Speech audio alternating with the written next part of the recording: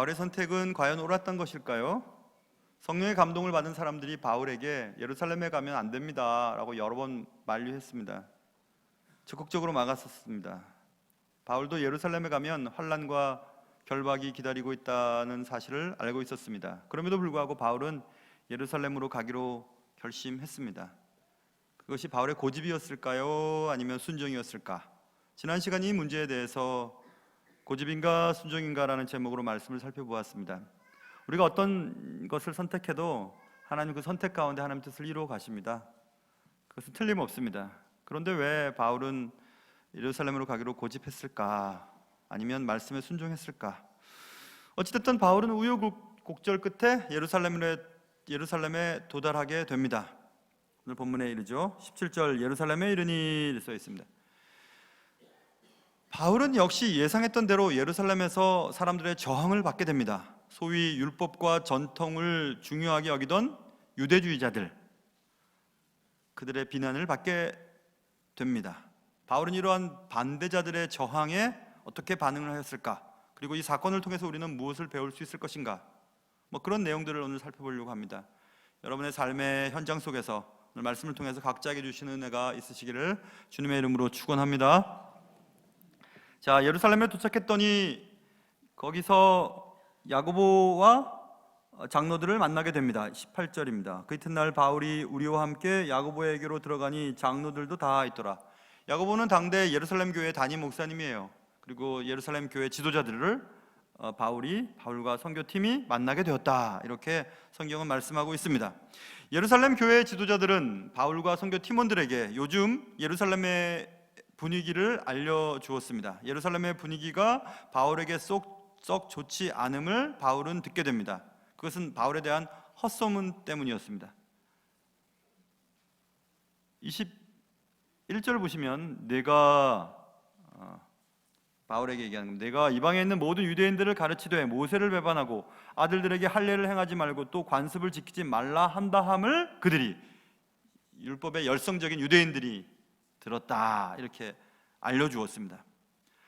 바울이 여기저기 다니면서 율법을 지키지 마, 안 지켜도 돼, 모세 율법을 지킬 필요가 없어 라고 얘기했다고 들었다는 것입니다. 그래서 그들은 바울이 예루살렘에 도착했다는 소식을 듣고 벼르고 있다, 이렇게 지금 예루살렘 교회의 지도자들이 바울에게 얘기해 주었습니다. 그러나 바울은 율법의 폐기를 말한 적도 없었고 복음이 오히려 율법의 완성임을 설파하였습니다. 그럼에도 불구하고 당시 예루살렘에 있던 유대인들은 바울이 전한 복음을 오해하고 있었습니다. 이런 일들이 많습니다. 저도 이제 2023년 되면 목회한 지가 30년째 되는 해요. 벌써 언제 그렇게 시간이 지났나 이런 생각이 듭니다. 별의별 일들도 많이 있었습니다. 지난번 사역하던 그 교회에서는 이런 일도 있었습니다. 카톨릭에 대한 문제였어요. 카톨릭의 구원이 있는가 없는가에 대한 얘기입니다. 며칠 전 친구에게로부터 카톡이 왔습니다. 제가 목사이니까 물어보려고 카톡을 보내왔어요. 카톨릭의 구원이 있는가에 대한 질문이었습니다. 여러분 어떻게 생각하세요? 제가 대답했습니다. 카톨릭 신자 가운데서도 예수님을 믿으면 천국 갈 거고 개신교 신자들 가운데서도 예수님을 안 믿으면 천국 못 가지 뭐, 이렇게 알려주었어요. 여러분 어떻게 생각하세요? 누구든지 예수 그리스도를, 주 예수를 부르기만 하면 구원받는다고 했으니 개신교를 다니든 청주교를 다니든 예수를 믿으면 천국 가는 건 맞죠? 어떤 분의 간증을 들은 적이 있습니다. 불당에서 불공들이다가 예수님을 만났대요. 그래서 예수를 믿게 된 어떤 목사님에 대한 얘기를 들은 적이 있습니다. 그렇죠, 하나님은 어디나 계시니까. 카톨릭 신자라고 다 천국 가지 못하고 지옥 간다, 개신교 신자라고 다 천국 간다, 이렇게 말할 수 없지 않습니까? 근데 이렇게 얘기를 했습니다. 그때도 한 10수년 전에. 근데 말씀을 듣던 어떤 교인이 시험에 빠졌어요. 목사님이 카톨릭에도 구원이 있다고 하더라, 이런 교회 못 다니겠다, 이렇게 얘기를 했습니다. 근데 그분이 전직 전도사님이셨어요. 여자 전도사님. 제가 설명했어요. 아니 생각해 보시라, 예수 믿고 구원받는 거지 카톨릭 교회 간다고 천국 못 가고 개신교회 교회 간다고 다 천국 가냐? 아니지 않냐? 카톨릭에 물론 대단히 잘못된 신학적인 오류가 있습니다. 엑스카타드라라고 하는 보좌에서부터라는 예를 들어 그런 교리라든지 교황 무호설이라든지 여러 가지 잘못된 것들이 있죠. 연옥설이라든지. 그러나 거기에도 예수님에 대한 말씀이 전달되잖아요. 예수를 믿으면 구원 받는 거죠. 길을 걸어가다가도 예수님 만나면 구원 받는 거 아니에요? 그런데 우리는 뭔가에 지금 갇혀있는 느낌이 있었습니다. 많이 시험에 걸렸었어요. 그래서 제가 설명해 드렸습니다. 그래도 카톨릭은 이단이라고 하던데요? 하고 얘기를 하셨어요. 그건 모르겠고 아무튼 예수님 믿으면 구원 받습니다. 제가 그렇게 얘기했습니다. 제 말이 틀렸나요? 전 맞다고 생각합니다. 제가 행위에 대한 설교를 자주 해요. 아니, 열매를 보고 나무가 좋은 나무인지 나쁜 나무인지 알 거라고 주님 말씀하셨으니까 분명히 여러분의 삶의 모습을 보면 여러분이 예수 믿는 사람인지 안 믿는 사람인지 알 수 있습니다 라고 얘기를 많이 하죠. 그리고 교회에서의 언어와 삶의 현장 속에서의 언어가 일치되어야 된다. 교회에서의 모습과 삶의 자리에서의 여러분의 모습이 될 수 있으면 다르지 않아야 된다, 이런 얘기를 많이 하죠. 그럼 잘못 들으면, 어떤 사람들은 잘못 들으면, 아니 구원은 믿음으로 말미암아 구원을 얻는 건데 목사 설교를 들으면 너무 도덕적이고 행위적인 얘기를 하시는 것 같아요. 이렇게 얘기하기 시작하면 저의 설교를 잘못 들은 것입니다.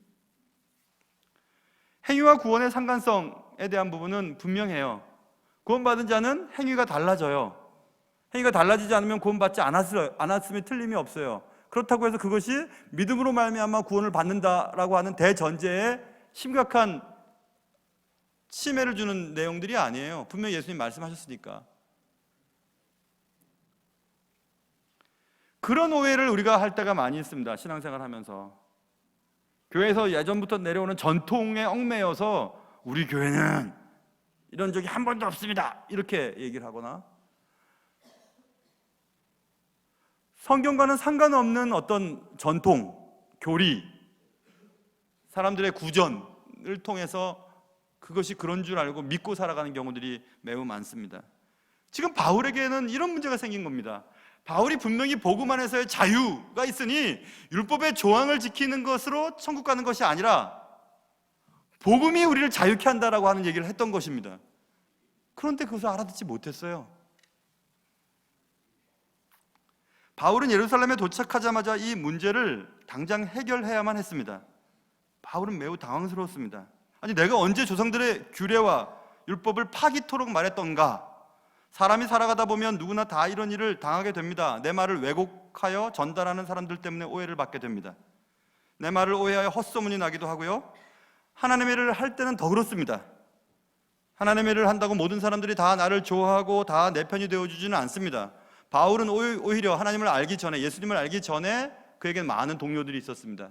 그러나 예수님을 안 뒤에 가는 곳마다 바울을 핍박하는 자들이 따라다니기 시작했습니다. 그러니 하나님의 일을 할수록 오해받고 비난받는 일들이 더 많아지기도 합니다. 그러므로 교회 일을 하다가 오해받고 비난받고 어려운 일을 당하면 에이 뭐 이래, 그렇게 생각하시지 마시고 주님이 하신 말씀을 생각하시기 바라요. 예수님이 이렇게 말씀하셨습니다. 내가 너희 안에 평안을 누리게 하려 함이라. 세상에서는 너희가 환난을 당하나 담대하라. 내가 세상을 이겼노라. 이렇게 얘기했습니다. 세상에서 환난을 당한답니다. 우리는 주님 때문에. 마가복음 13장에도 이런 얘기를 합니다. 또 너희가 내 이름으로 말미암아 모든 사람에게 미움을 받을 것이나 끝까지 견디는 자는 구원을 받으리라. 미움을 받는답니다. 예수 이름 때문에 미움 받는답니다. 그런데 우리는 어려운 일을 당하면 이런 찬양을 부르죠. 왜 나만 겪는 고난이냐고 막 입술을 떨면서 불평하지 마세요. 고난의 뒤편에 있는 주님이 주실 축복 미리 보면서 감사하세요. 왜 이런 슬픔 찾아왔는지 원망하지 마세요. 에이, 더 이상 부르려니까 쑥스럽네요, 그죠? 우리 이런 고민 빠질 때가 많아요. 왜 나만 이런 고난을 겪는 거지? 아니, 주의를 하는데 왜 이런 어려움들이 생기는 거지? 당연한 겁니다. 주님 말씀대로 살려고 하면 어려운 일이 생겨요. 주의 일을 좀 하려고 하면 반대자들이 생깁니다. 당연한 것입니다. 사람들이 다른 사람을 무너뜨리는 방법은, 가장 쉬운 방법은 말하는 것입니다. 헛소문 퍼뜨리는 것입니다. 바울도 주님의 일을 합니다. 그런데 소위 율법의 열성적인 자들은 바울을 적대하고 있습니다. 말을 왜곡했고요, 바울이 전한 말씀을 오해했습니다. 여러분도 저도 그런 일이 생기면 이렇게 하세요. 바울도 그랬는데 뭐.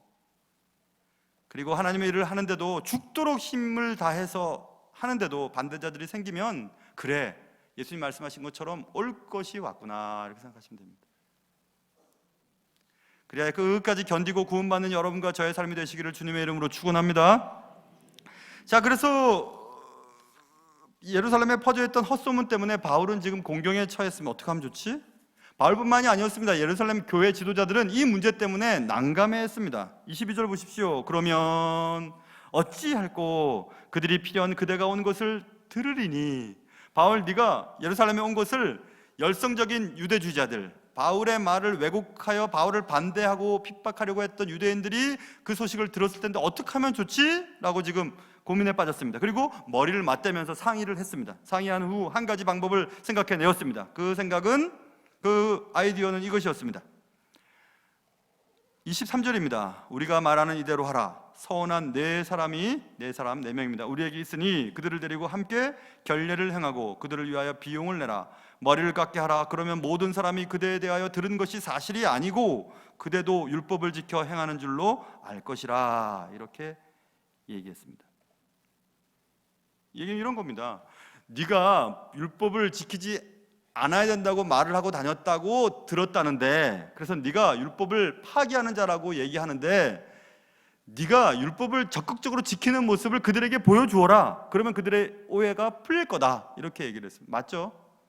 그래서 율법대로 결례를 행하는 네 사람이 있는데 그들을 데리고 결례를 행하고, 그리고 그들의 결례에 따른 비용을 네가 지불해봐라. 그러면 사람들이 저 사람이 율법을 파기하려고 온 사람이 아니라 율법을 지키는 사람이네 라는 것을 알게 될 테니까 오해가 풀릴 거야. 이렇게 얘기를 했습니다. 이런 일들을 우리가 겪게 될 때가 있어요. 괜한 오해를 받을 때는 더 적극적으로 그 일을 하는 것입니다. 사무엘하 3장에 이런 내용이 기록으로 남아 있습니다. 바울이 헤브론 중심으로, 헤브론에서 유다 족속과 함께 이제 남쪽의 왕으로 등극하고 있었을 때였습니다. 그리고 북쪽에 10개 지파는 북쪽으로 나눠져 있었고, 근데 여차여차해서 북쪽이 이제 국력이 쇠하여지고 북쪽의 군대 장관 아브넬이 이제 협상을 해서 전국을 통일하기 위해 남쪽으로 내려오게 됩니다. 남쪽으로 내려왔다는 소식을 듣고 남쪽에 다윗의 군대 장관이었던 요압이 아브넬을 암살합니다. 큰일 났습니다. 요압이 큰일 난 게 아니라 다윗이 걱정이에요.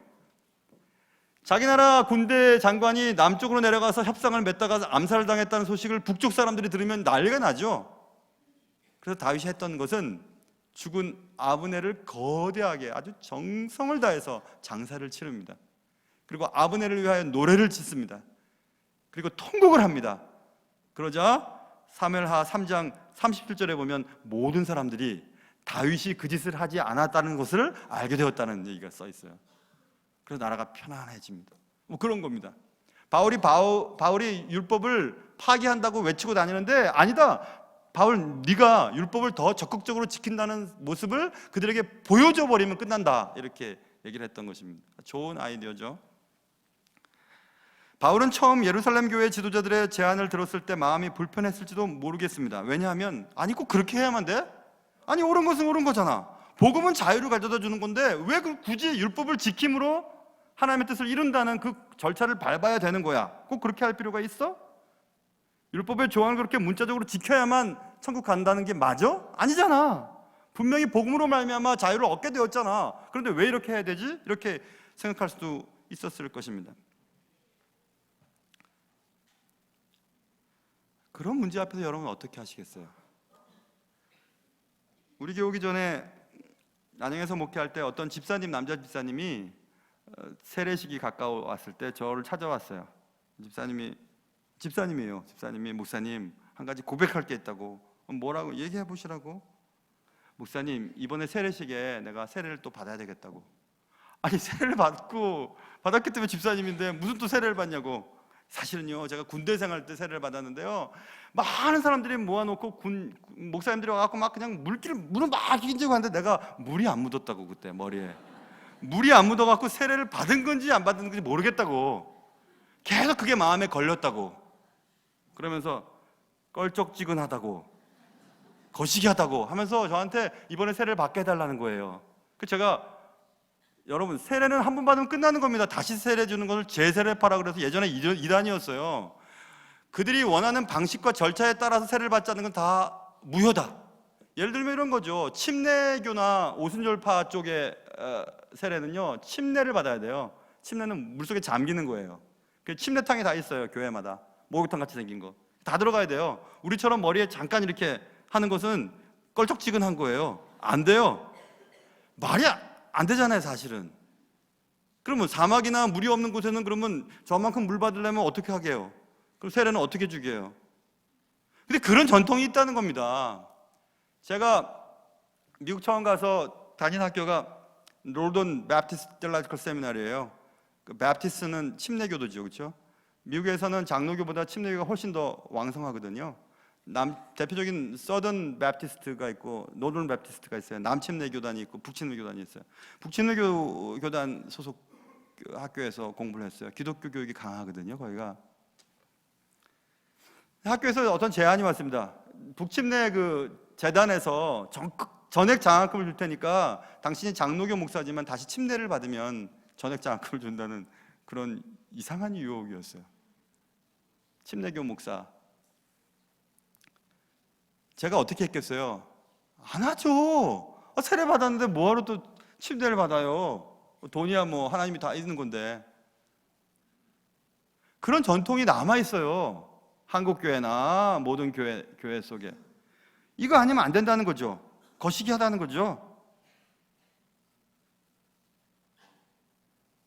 신앙생활 하다 보면 이런 문제에 직면할 때가 있습니다.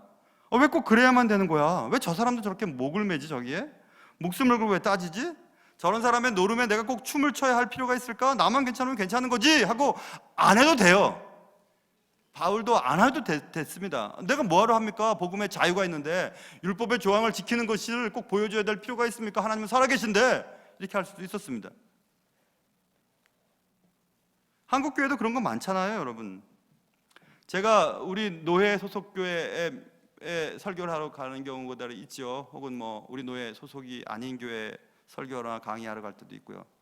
그 교회 가보면 이 교회가 얼마나 전통에 빠져 있는지를 알 수 있어요. 아직도 윗강단에 여자들 못 올라옵니다. 지난번에도 어느 교회 가서 설교하러 가는데 밑에서 여전도회 회장님이 예배 인도를 하시고 강사는 저가 저 혼자 여기 앉아 있는 거예요. 그냥 덜렁 동물원의 원숭이처럼 앉아 있었어요. 그래가지고 강사님을 소개합니다 이렇게 탁 해서 이렇게 했는데 되게 쑥스러웠어요. 그래서 제가 강대상에 올라가자마자 왜 여기 자리 많은데 여기 안 올라오셨어요? 일부러 얘기했어요. 여기 자리 많은데 왜 안 올라오세요? 그랬더니 이렇게 하셨어요. 윗강단 아랫강단이 어디 있습니까? 강단을 높이는 이유는 권위 때문에 그런 거 아니에요. 잘 보이려고 하는 거예요. 잘 보이려고. 딴 거 없어요. 그런데 아직까지 윗강단 아랫강단 해요. 말씀하는 강단이 따로 있고요, 기도하는 강단이 또 따로 조그맣게 있어요. 두 개의 강단이 있는 것도 있어요. 그런 게 어디 있어요? 그런 거 없어요. 요즘에 뭐 지난달에 얼마 전까지 각 노예마다 강도사 인호와 목사 안수식이 많이 있었어요. 우리 교회와 관계된 곳에 또 노예 참석도 해봤고요. 어떤 노예는 목사님들이 막 거룩한 가운을 딱 입고 나오는데 목사는 목사 가운이 있어요. 까만색이에요. 그냥 까만색이고 뭐 빨간색 줄 하나 가거나 뭐 이 정도예요. 그런데 여러분 가보세요. 어떤 가운은요 막 번쩍번쩍하고 여기에 막 삼색 선이 막 들어가 있어요. 막 이렇게 사자처럼. 뭔지 아세요? 이거 박사 가운이에요. 이거 학위 가운이에요. 학위 가운을 목사가 입고 딱 이렇게 있어요. 나 박사다 이렇게죠. 제가 이렇게 얘기하면 여러분은 에이 목사님은 뭐 시기하고 질투하는군요. 저도 학위 있습니다. 여러분 모르실 것 같아서. 졸업할 때 박사 가운 빌려 입었어요. 목사로 좋게요. 목사는 목사가 좋게요. 학교 졸업식 때는 학위 가운 입어야죠. 강단에서는 목사 가운이면 좋게요. 그런데 한국 교회가 점점 학벌 위주가 돼서 뭐 이렇게 막 세 줄에다가 막 금방 넣고 빨간색 넣고 막 그래요. 그거 안 됩니다. 권위는 그런 데서 나오는 게 아니에요. 예전에 목사님, 존경하는 목사님이 얘기했습니다. 목사의 권위는 도덕적인 권위밖에 없다, 이렇게 얘기했습니다. 주님 앞에 바로 살고 진실하게 거룩하게 사는 것, 그거 말고 권위 없어. 그거 지켜야지 뭘 갖다가 권위를 세우겠어요. 저쪽 캘리포니아에 수종교회라고 여러분 들어보셨어요? 수종교회. 근데 그 교회 없어졌어요. 미국의 최고 멋있는 교회, 돈 엄청 들인 교회, 크리스탈 처치라고도 안 하고 캐서들이라고 얘기해요. 뭐 이상하게 하여튼 뭐 그런데 로버트 슐러 목사님이 한국 교회에 많은 영향을 줬죠. 적극적인 사고, 하면 된다, 바라봄의 법칙. 어떤 교단에서는 그것을 아주 적극적으로 따라하는 교단들도 있죠. 그분의 가운이 그랬어요. 제가 예전에 설교 들어보면 그냥 금빛 찬란해요. 개목걸이 같은 목걸이도 막 그냥 막 금줄 목걸이도 하고, 저 캘리포니아 거론하면 이게 신상 모욕인가 사실이니까. 닥터 프라이스 목사님 담임하는 교회가 있어요. 어느 교회라고 말씀은 못 드리겠으나 그 목사님은 8개 다 반지를 끼고 있어요. 금반지를. 막 끼고 막 그냥. 왜 그래야만 하는지 저는 정말 모르겠습니다. 왜 모르겠어요. 목사님 잘난 척 하시네요. 잘난 척 하고 싶어요. 정말 그런 건 중요하지 않아요. 근데 왜 그렇게 될까요? 대예배 시간은 11시입니다. 11시 아니면 지옥 갑니다. 대예배 시간은 왜 11시인지 모르겠어요. 가만히 생각해보면 11시에 딱 예배 드리고 밥 먹기 쉬우니까 11시가 된 것 같아요. 딱 밥 먹기 전이니까 한 번에 왔다가 예배 드리고 밥도 먹고 가고. 9시나 11시면 10시면 안 되잖아요. 그러니까 11시에 딱 와서 예배 드리고 밥 먹고 딱 가면 딱 좋죠. 왜 이렇게 됐을까요? 대예배 시간이 11시라고 누가 가르쳐줬어요? 대예배 시간, 누가 대예배 시간이 대예배 시간이에요? 예배 시간이 대예배 시간이 있고 소예배 시간이 있고 중간 예배 시간이 어디가 있어요? 그런 거 없어요. 이참에 또 말 나온 김에 다 얘기해버려야지 그냥 아주. 목사님은 부목사님, 담임목사님 없어요. 다 목사예요. 부목사님이 저 신방 가면 목사님 왜 안 하셨어요? 목사님 왔잖아요. 그 부목사님이. 왜 목사님 안 오셨어요? 그러면 안 돼요. 다 목사님이에요. 단지 역할의 차이일 뿐이에요. 그러니 저에게 하듯 우리 부목사님들도 다 잘해주세요. 아멘 하신 273명만 은혜를 받으세요. 나머지 분들은 계속 그렇게 하세요. 막 자기 종 부리듯이 막 부르고 반말하고 막 그렇게 하세요. 그러면 안 됩니다. 그러면 안 됩니다. 그런 거 아니에요. 한국 교회는 그래서 담임 목사 위주로 변했잖아요. 담임 목사님이 막 그냥 파워 있게 나가면 막 다 따라갑니다. 그래서 좋은 게 뭐가 있었는데요? 그분이 다음 세대 위임하면 계승하고 그러면 문제들이 막 발생합니다. 그분의 스타일이 아닌 목사님이 오거나. 그러니까 자꾸 아들 세우려고 하는 거 아니에요? 문제가 없을 것 같으니까. 왜 그런 일들이 생겼어요? 우리가 그렇게 한 거예요. 미국의 설교 시간에 직접 들었습니다. 미국 교수님이. 미국에 큰 교회가 있어요. 제가 몇 번 얘기했습니다. 참 좋은 교회예요. 오래됐습니다. 그 교회가 두동강 났어요. 왜 두동강 나냐면 교회를 잘 졌습니다. 성도들도 진짜 많았어요. 두동강 나고 막 성도들 다 불불 흩어졌어요. 두동강 딱 났어요. 당해가 딱 걸렸어요. 왜 걸렸냐면 다 건물 지어놓고 화장실 색깔을 빨간 색깔 칠할까 파란 색깔 칠할까. 예전에 화장실에서 빨간 종이 줄까 파란 종이 줄까 그거랑 똑같아요. 어떤 거면 어떻겠어요? 빨간색 칠하고 파란색 칠하면 어떻겠어요? 나 같으면 그럼 반반씩 칠합시다. 반반씩. 뭐가 그게 문제예요? 그런데 문제가 됐어요. 그게. 그런 일들이 교회에 많아요. 뭐가 문제예요? 진리 아닌 것들 때문에 싸우고 소리 지르고 갈라지고 내가 맞다고 할 필요가 뭐가 있습니까? 바울은 굉장히 선이 굵은 사람이었어요. 그까짓 거 안 한다 하는 살아계시고 복음은 자유가 주는 거지 그까짓 것들이 나를 괴롭힌다 해도 난 겁 안 나. 이렇게 해버리면 그만이죠. 그런데 바울은 그렇게 안 합니다. 바울은 그렇게 안 했어요. 바울은 예루살렘 교회 지도자들이 그렇게 하십시오, 그렇게 좀 하면 좋을 것 같다고 얘기했을 때 바울은 하루도 고민하지 않습니다. 26절, 바울이 이 사람들을 데리고 이튿날 그들과 함께 결례를 행하고, 그렇게 얘기한 바로 그 다음날 해버립니다. 결례 행하고 비용 지불하고 사람들한테 나 율법 파기하러 온 거 아니야, 율법을 완성시키러 온 복음을 증거하는 것 뿐이야 라고 바울이 얘기했습니다. 여러분, 우리가 잘 생각하셔야 돼요. 내가 믿는 이게 진리가 아닌 것은 한없이 양보하셔도 돼요. 다른 사람이 나를 이용하려고 해도 이용당해도 돼요. 하나님 그거 기뻐하세요. 그런데 우리는 그거 사소한 것, 별것도 아닌 것 같고 싸웁니다. 우리는 그렇지 않았다고, 우리 교회는 그런 적 않았다고, 난 그렇게 배우지 않았다고, 성경에서 근거를 대보십시오. 진리가 어디에 그런 얘기가 있습니까? 라고 얘기하면 아니, 그렇게 배웠다는 거예요. 그렇게 들었다는 거예요. 그렇게 살아왔다는 것입니다. 바울은 분명히 복음이 가져다 준 자유를 경험했습니다. 바울이 가진 자유는 아까 그 얘기 넘어가 버렸어요. 여러분 마음속에서 그래서 아까 그분 세례 줬다는 얘기입니까? 안 줬다는 얘기입니까? 그 얘기 하잖아요. 그거 궁금하셨죠? 제가 그러면 세례 하시죠. 꼭 제가 막 뭐라고 안 그래요. 한 번 받으면 됐습니다. 세례가 뭐 2번씩 하는 겁니까? 예수님의 피를 2번씩 깔르는 겁니까? 그렇게 안 했어요. 그러세요? 껄쩍지근하면 없어드릴게요 하고 그냥 세례식 때 물을 그냥 듬뿍 그냥 아주 그냥 머릿속에 푹 완전히 푹 적게, 다시는 이제 물 없이 세례 받은 거 그런 기억 안 나게. 제가 다른 분들은 모르겠지만 제가 3번 담궈줬어요. 3번씩 그냥 성부와 성자와 성령의 이름으로 세례를 주는 딱 했죠. 그분이 좋으셔가지고요, 막 물이 막 좋아왔어요. 그럴 수 있어야 되죠. 여러분, 세례를 받아야 구원받고 세례를 안 받으면 구원 못 받는다면 세례를 받았는지 안 받았는지 물어보겠죠. 그러나 여러분, 세례를 받았다고 천국 가는 거 아니에요.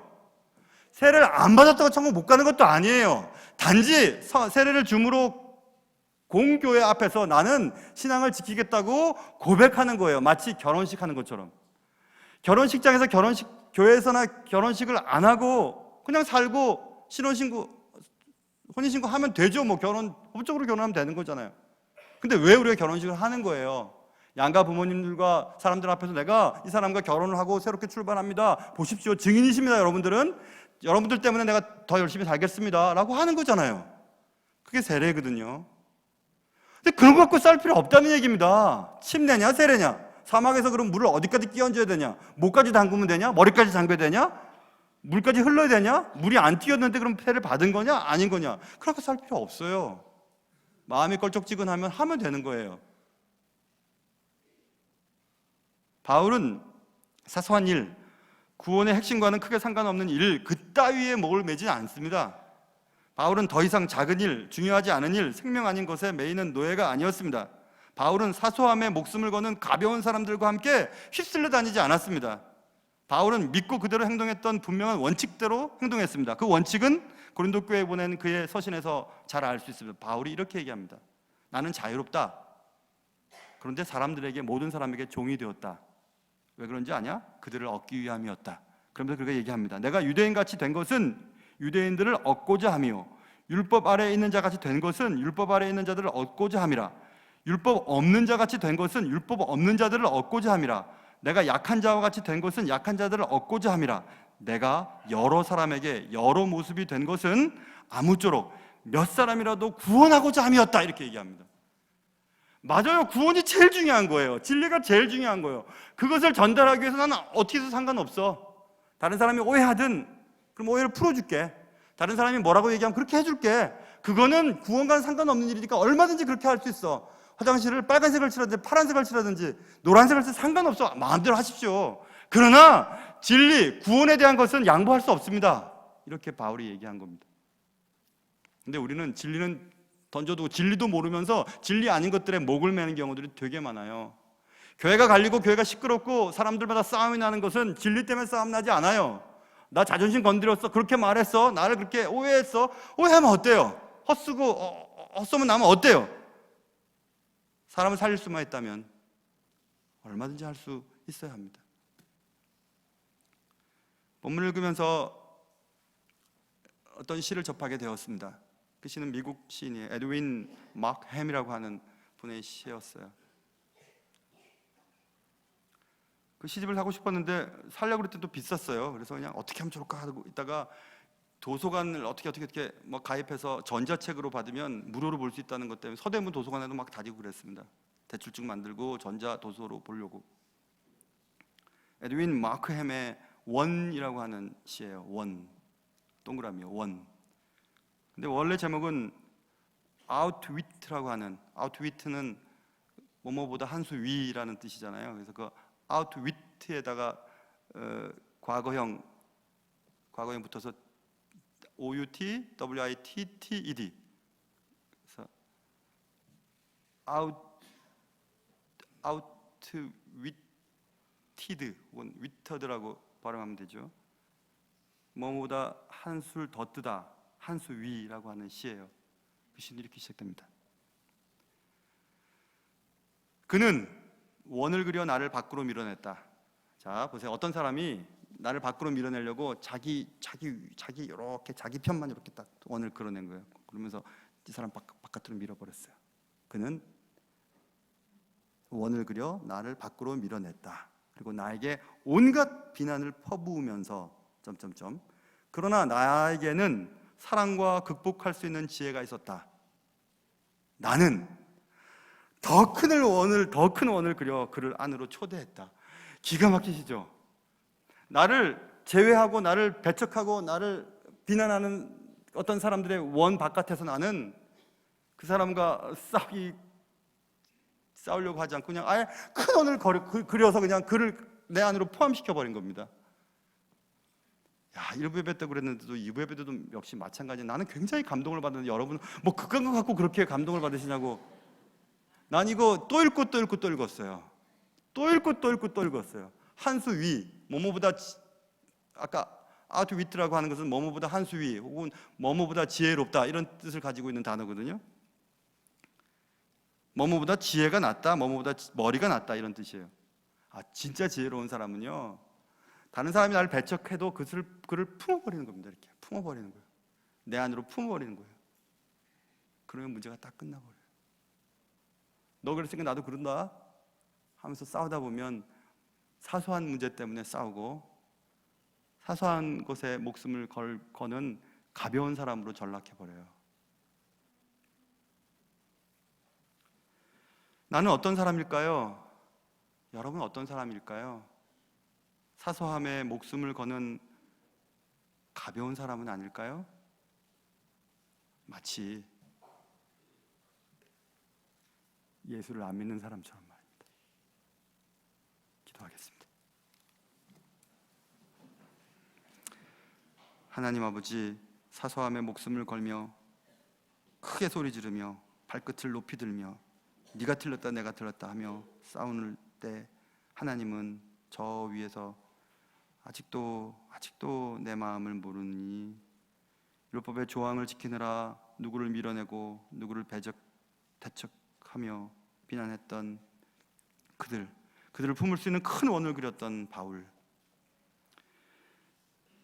하나님의 아들이 이 땅에 오신 것을 그들은 몰랐고 저주하며 십자가에 못 박으려고 했는 그들까지도 하나님, 저들이 하는 일을 모릅니다. 그들을 용서해 주십시오 라고 큰 원을 그리셨던 예수님, 내게 온갖 비난을 퍼부으며 너 그러지 말라고, 그따위로 하지 말라고, 너 왜 그 모양이냐고, 너 왜 그러냐고 라고 얘기하는 사람들을 바라보며 더 큰 원을 그려 그를 안으로 초대하는 그런 사람들, 정말 예수 믿는 사람들, 사소함에 목숨을 걸지 않고 진리에 목숨을 거는 진정한 주님의 사람들 될 수 있도록 도와주시옵소서. 예수님의 이름으로 기도합니다.